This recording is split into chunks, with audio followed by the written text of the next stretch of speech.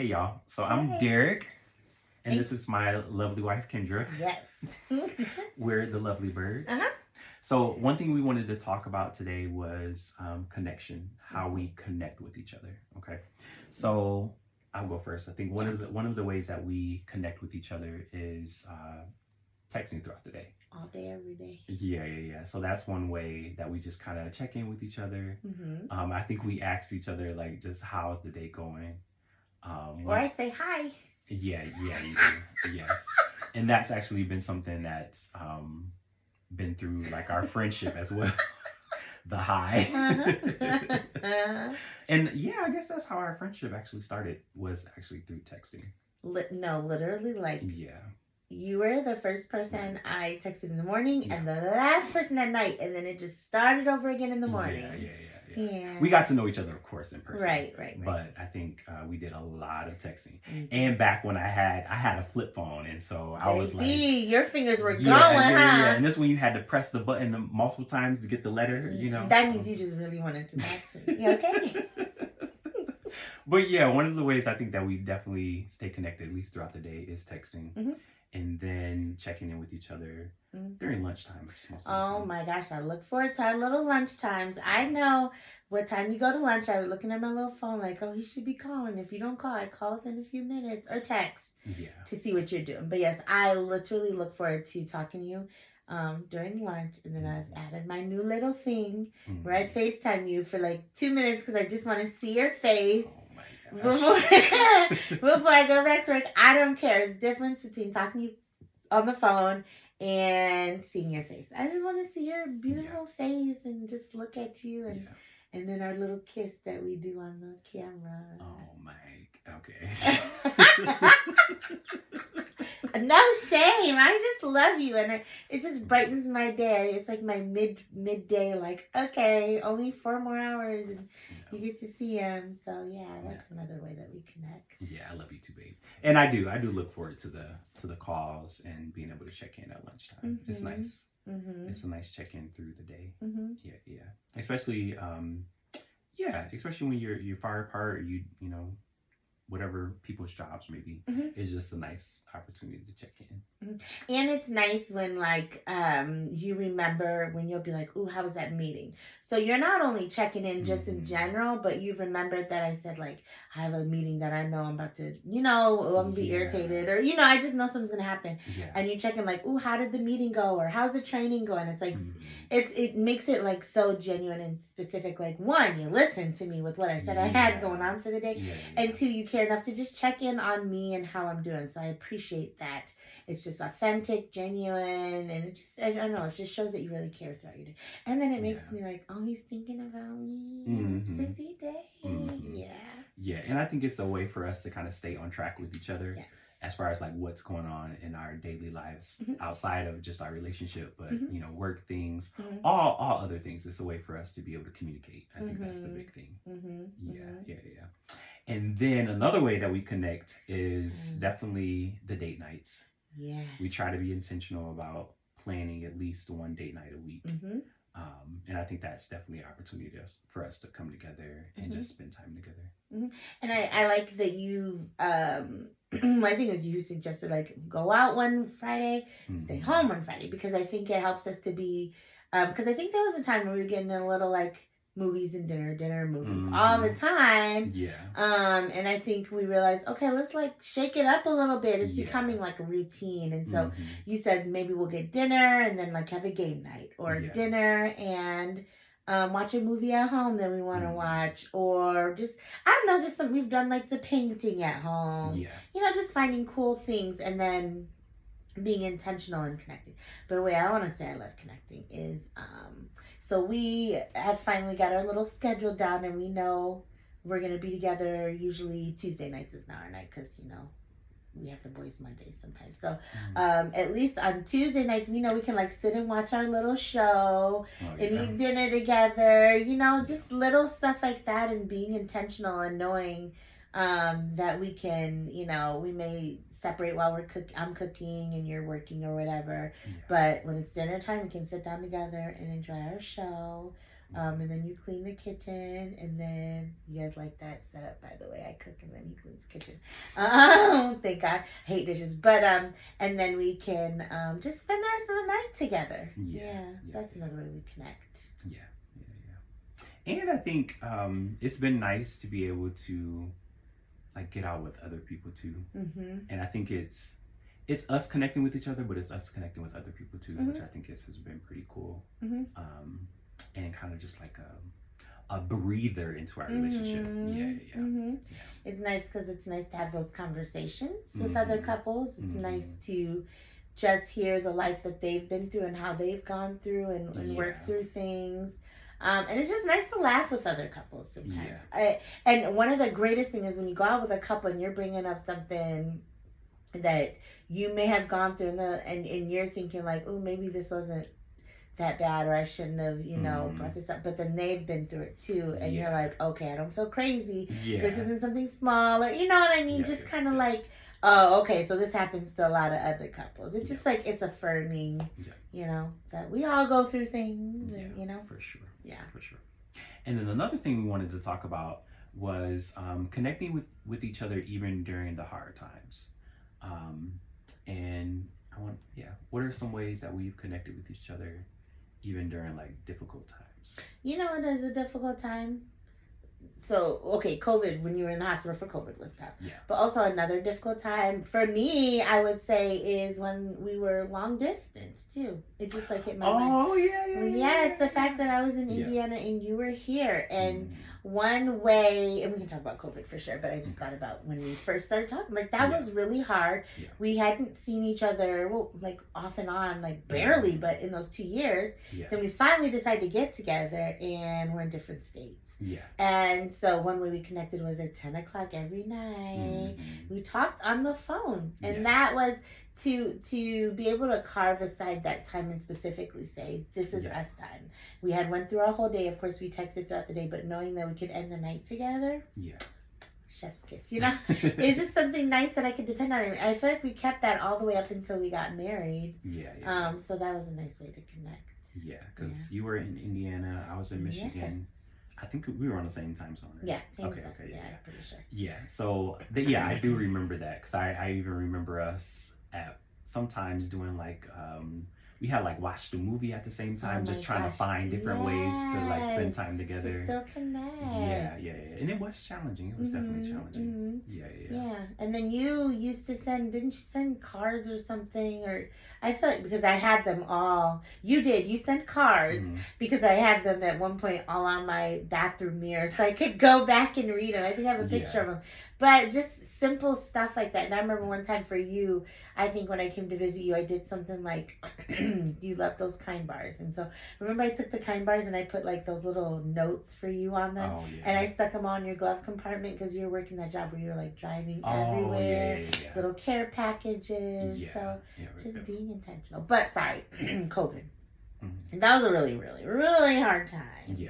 Because you were in the hospital for like 10 days or something like that.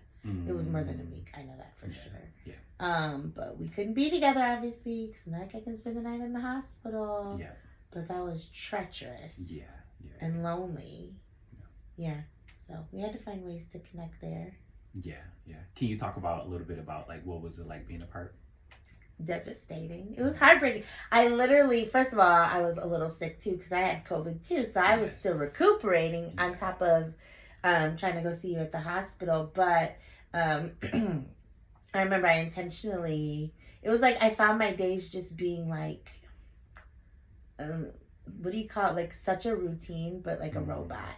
Like I would be at the hospital with you all day as long as I could, and then I would get something to eat, go home, eat it real quick, and then just go to bed. Because I told myself, Kendra, if you go to bed, then you'll wake up sooner and you can go see him again. And I remember I like couldn't sleep without the TV on because I didn't want to be here in the dark by myself and hear things. And but I do remember, I think we texted the best we could. It was kind of hard because you weren't making much sense, and like remember you were struggling. You were in the ICU, and then I think and you couldn't sleep. So I remember that is something I tried to do, is stay up to talk to you because I felt bad that you were just at that hospital on up all night and not being able to sleep. So I was like, I'm gonna just stay up and try and had my phone turned up so that we could text as much as possible. And yeah, it was hard. Yeah, it was definitely challenging. Yeah. For sure. Yeah, and I remember being in the hospital room and then just like I couldn't sleep. I would watch TV, but it was like that sense of I knew I needed to be asleep, and maybe I would get like 30 minutes, maybe like an hour or something to sleep, but it wasn't like good rest at all. And then it was definitely hard to see you go. Yeah. And then, being excited when you would be coming back like the next day and stuff. And eventually when I got better, I think I remember us FaceTiming at least once or a couple of times. Yeah. And that was nice. I remember that. That was good. I know. It's hard. It's hard to be away from somebody that you're so used to seeing like every day, and nothing's worse than like going to bed without you. Because I at least know if like when you're working your last job, if you worked late, you're still coming home and we can go to bed together. But there's nothing like being away from you all day and then coming home and being alone. Oh, that's so lonely. But I'm grateful that I think also we had built such a strong connection that even just me hearing from you once, when you were in the ICU and you couldn't really. Remember that time I brought you that Chick-fil-A and you was asking for stuff that you couldn't eat it anyways because you were barely at it. But, stuff like that, just hearing from you, you're alive, you're okay. That's all I needed at that time. And so I guess that's something is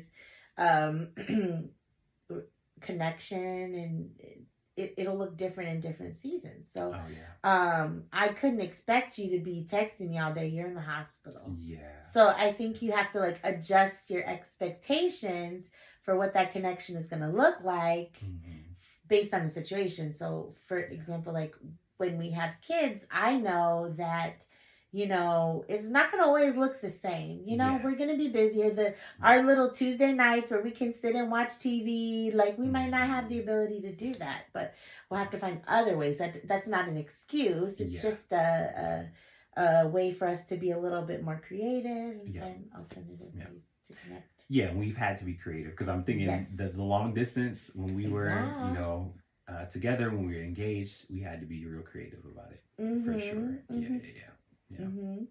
And then I'm thinking about ways that we've connected, even like when we have like disagreed or we have, been in a tussle. No, I'm just kidding. Just like a light little tussle, just a little bit. Yeah. So I think one thing that I've learned, we'll give you guys this little tip for free. No, I'm just kidding. But one thing I've learned is to really be intentional about catching on to when you try to re-engage. So like, for example, if, let's say we didn't had a argument, disagreement, whatever you want to call it, and you make that attempt to be like, oh, like they be talking about couples be like, is the oven still working? Because you just want to find any way to talk. Anyway, yes. Yeah. But if you're asking me something or you're trying to engage, I have to take that. Like I have to be able to engage with you. Yeah. Rather than be like, I'm not talking to her. Like I'm not responding. Don't try and act like we all good and we on the same. And I feel like I am queen of that. I am queen of just being like, hi, or just looking at you or tap. That's our thing. Okay, but I will say that's our little thing is to tap each other.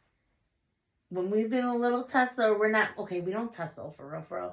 But we're not like putting hands on each other, but whatever. Yeah. But like when we're upset with each other, we will do the little hi or something like that to like get each other's attention. Yeah. And I appreciate that. One thing you have taught me is that, I guess this conversation is going a whole nother place, but you've taught me that just because we're in an argument doesn't mean you don't love me, doesn't mean you don't care about me. We can argue, still love and care for each other at the end of the day. And I think that has brought me a little bit more confidence that, when we argue, I notice that we usually will end up laughing when we do that little tap. And so I just appreciate that we still have that humor and joy with each other, even when we are, upset with each other, which we do get upset with each other. Yeah. And I think I've learned to try to engage sooner rather than later, because Yes. it's like we didn't spend the whole day being whatever petty with each other, not talking, you know, and it feels like that time is being wasted. I know, and I'm so ashamed of myself when I do that, you know? Yeah. And I think that another thing is going to bed angry. Mm-hmm. You know how sometimes that's something we've had to do. Mm-hmm. And I will say this one thing, because I think this is a way you can connect even when you're upset with each other, is not sleeping in separate rooms. That is something we have never done. Yeah. Is we're still in bed together. Mm-hmm. Even if we're mad at each other, we are still in the same bed at the end of the night. Yeah. And waking up with each other. Yeah. And I think that's one of the big things. That's a way you can still connect with each other when you're upset. I think when you allow, you're already not talking to each other, but when you allow that physical space to happen between you, I just don't think that's good. Yeah. I just think it's healthier to just be in the same space at least. Yeah. Because if you guys are both on the same page as far as like working it out, being in that same space allows you to, okay, we got no other choice but to work this thing out. Mm-hmm. And I think we do our best to not go to sleep upset or mad at each other to kind of work things out. But we will say there have been times where we've had to sleep on it and to come back with like a clear mind. Mm-hmm. But the point is to actually come back to it and not allow things to fester and not allow things to build up, so we can actually talk through it. Because I don't think we've ever gone to sleep and then woke up and went about our day and still been mad at each other. I don't think you should fester that long. I think it's ridiculous.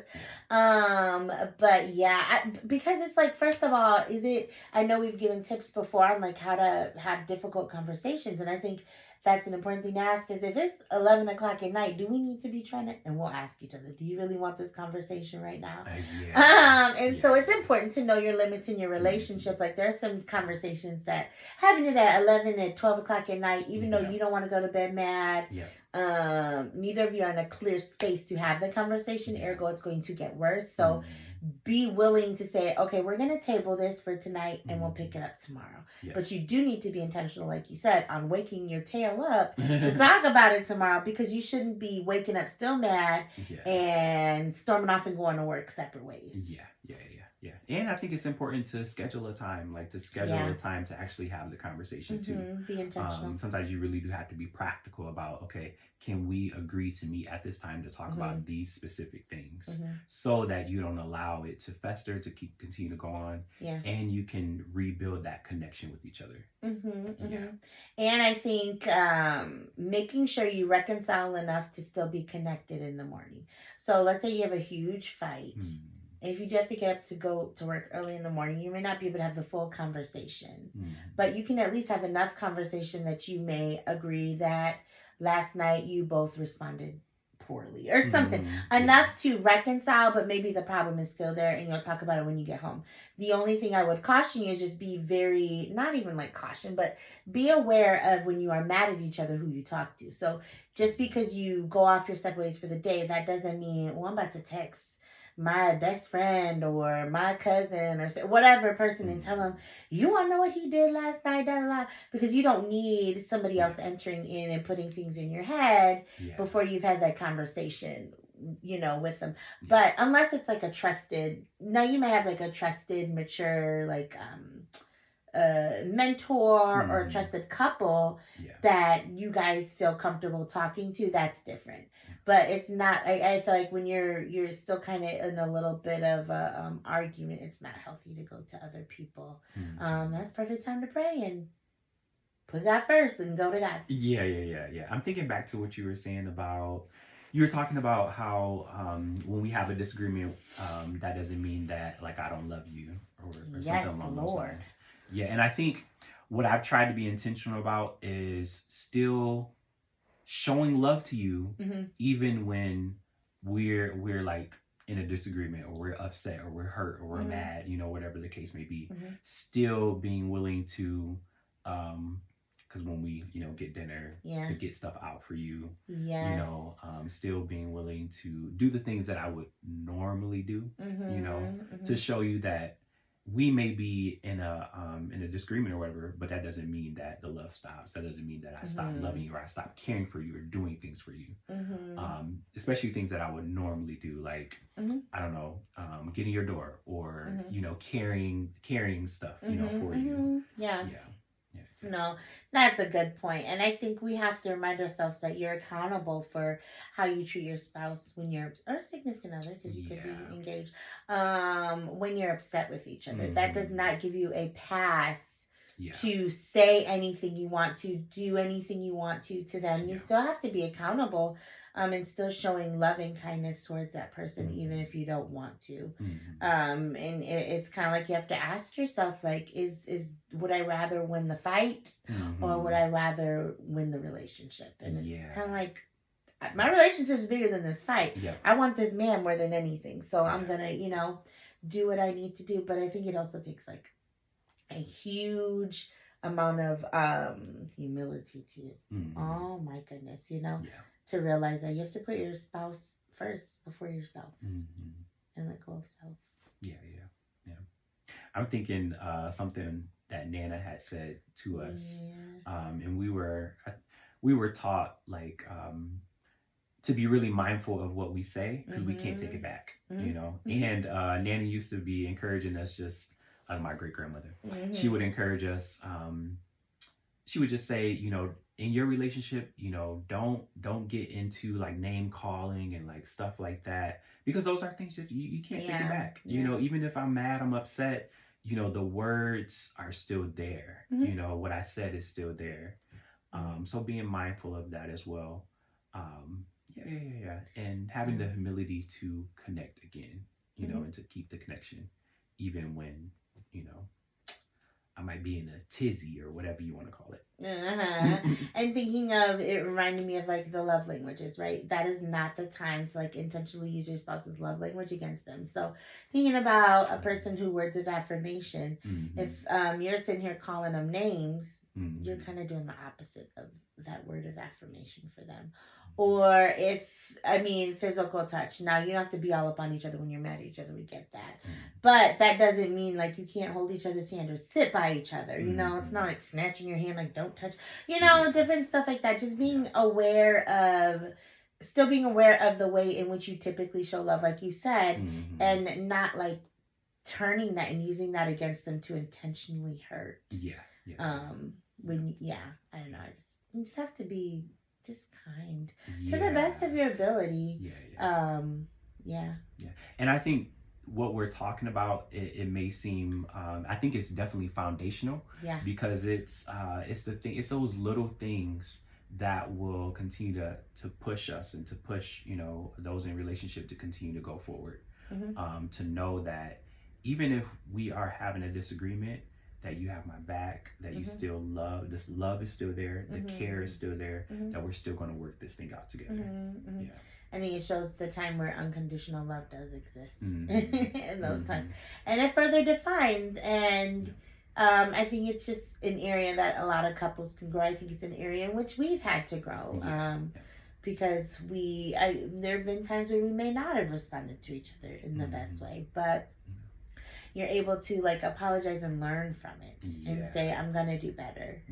Without feeling like you're justified because you were mad and you did this, so I did this. Like, no, you're accountable for how you love your spouse and how you treat them at the end of the day.